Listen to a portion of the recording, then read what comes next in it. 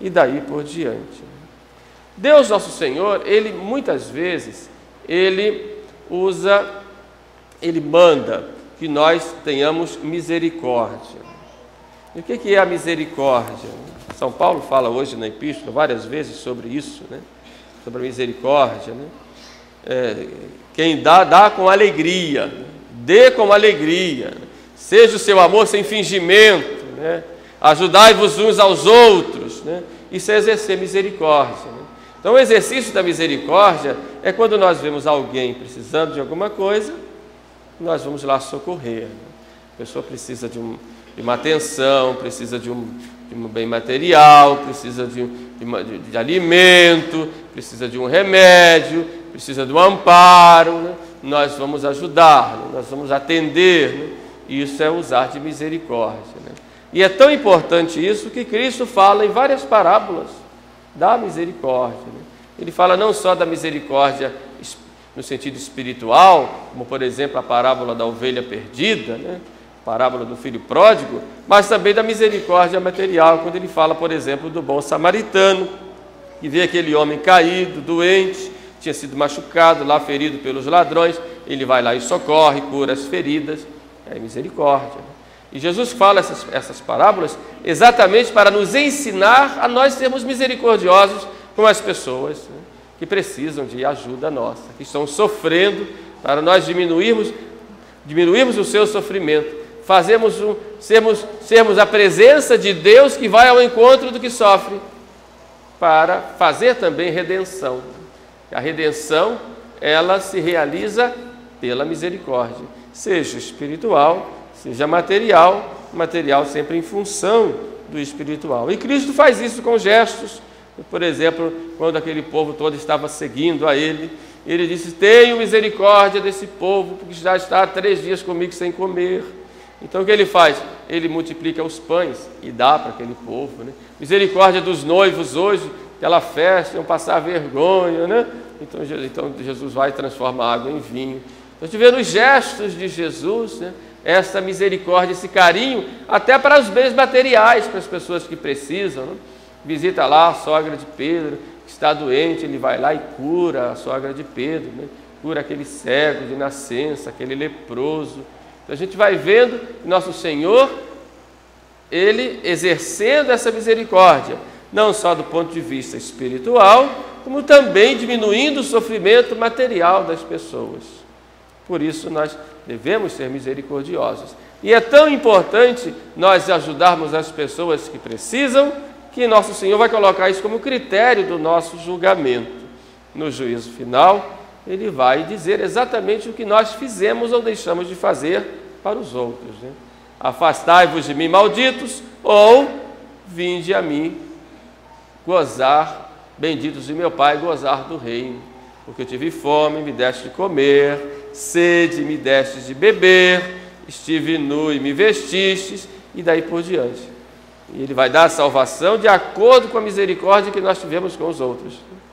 Pelo contrário, a condenação será para aqueles que não exerceram da misericórdia. Afastai-vos de mim, malditos, para o fogo eterno, que está preparado para o demônio e seus seguidores, porque eu tive fome e não me deste de comer, sede, não me deste de beber, e daí por diante.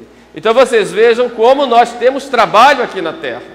Não só trabalhar para a gente poder comer, viver, cuidar da família, cuidar da casa e tudo mais, mas trabalhar também em prol daqueles que precisam de nós, para nós assim adquirirmos merecimentos para a vida eterna, porque nós seremos julgados de acordo com a misericórdia que nós tivemos com o nosso próximo.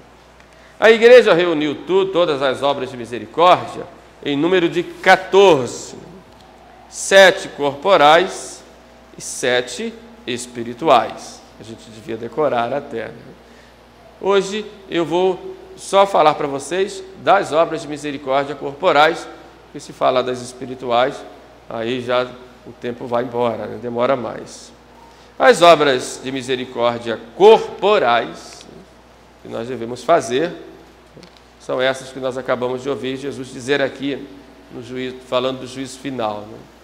Dar de comer a quem tem fome, dar de beber a quem tem sede, vestir os nus, dar pousada aos peregrinos ou àqueles que carecem de moradia, assistir os enfermos, visitar os presos e enterrar os mortos.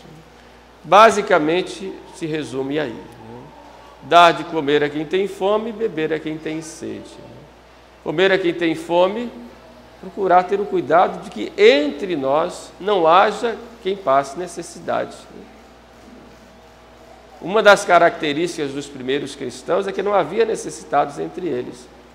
E o Papa, na sua encíclica Deus Caritas Est, Deus é amor, ele diz: é indigno de um cristão passar fome. Por isso é importante que nós tenhamos essa preocupação quando a gente vai fazer as compras, tirar uma pasta que isso aqui eu vou reservar para os pobres. Eu costumo colocar sempre na entrada da igreja uma caixa, e quero relembrar a vocês, né? Façam suas compras, vou comprar 1 quilo de alguma coisa para os pobres, né? E vou colocar lá na caixa da igreja. E a gente vai distribuir, porque há muita gente pobre, muita gente passando necessidade. Nós aqui somos pobres, mas tem gente que precisa muito mais de nós, né? Então ter um cuidado de reservar um pouquinho para aquele que precisa, né? Então entrego lá ao padre, né? O padre vai distribuir, senão eu mesmo vou, né? Depois ter um cuidado de não desperdiçar, né? Ensine e orientem os filhos de vocês a não desperdiçarem comida. Enquanto há muita gente que precisa, muita gente que tem joga fora, né?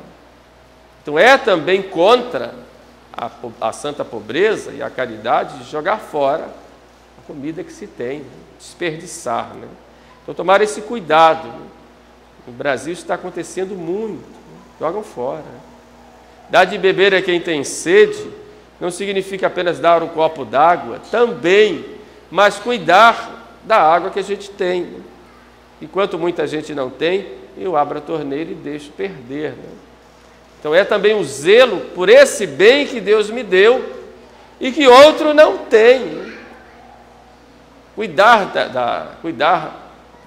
de beber a quem tem sede é também cuidar de não poluir aquela água que pode ser usada para outro beber, né? A gente passa aqui na Baixada Fluminense, é vergonhoso como as pessoas jogam lixos nos rios e tudo mais.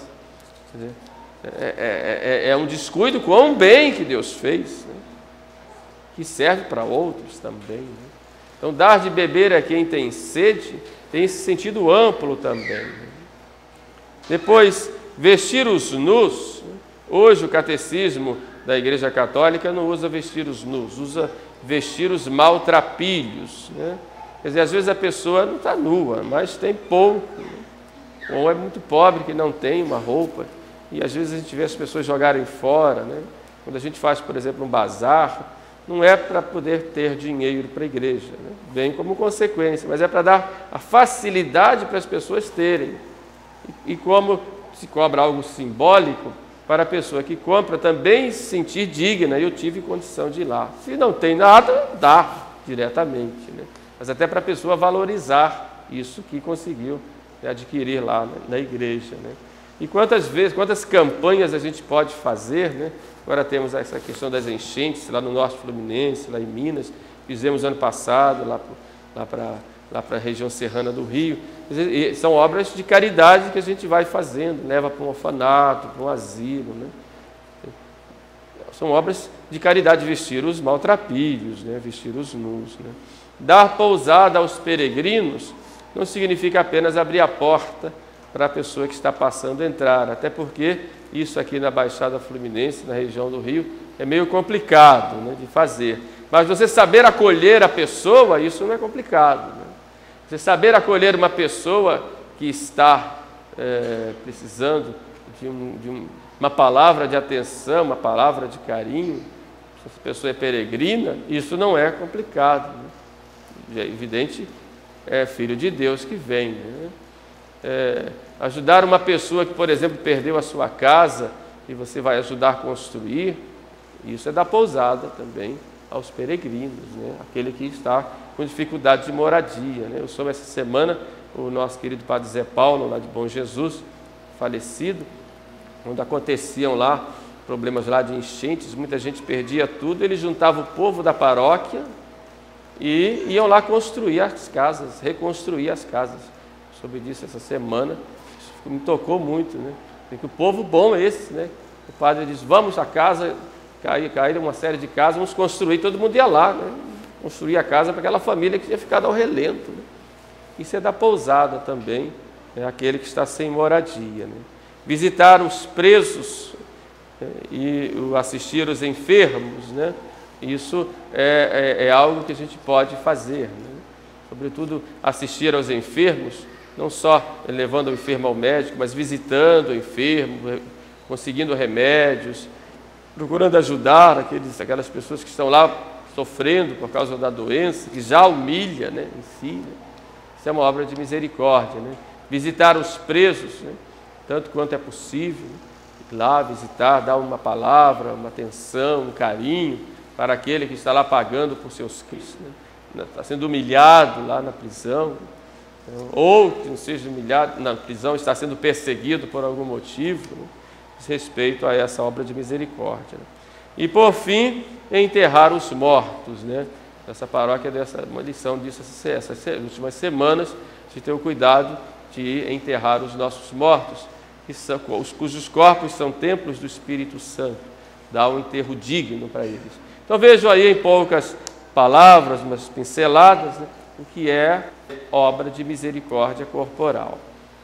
Essas obras que nós fazemos vão todas para o livro da nossa vida, né? Quando nós chegarmos diante de Deus, o livro vai se abrir e vai dizer, você fez isso, você deixou de fazer isso, deixou de fazer aquilo. Então tomar o cuidado, a gente ir adquirindo merecimentos, porque é isso que nós vamos levar, e é isso que vai ser escrito lá no livro da nossa vida, que vai nos dar, vai ser a chave que vai abrir a porta do céu para nós. Louvado seja nosso Senhor Jesus Cristo, do Pai, do Filho e do Espírito Santo.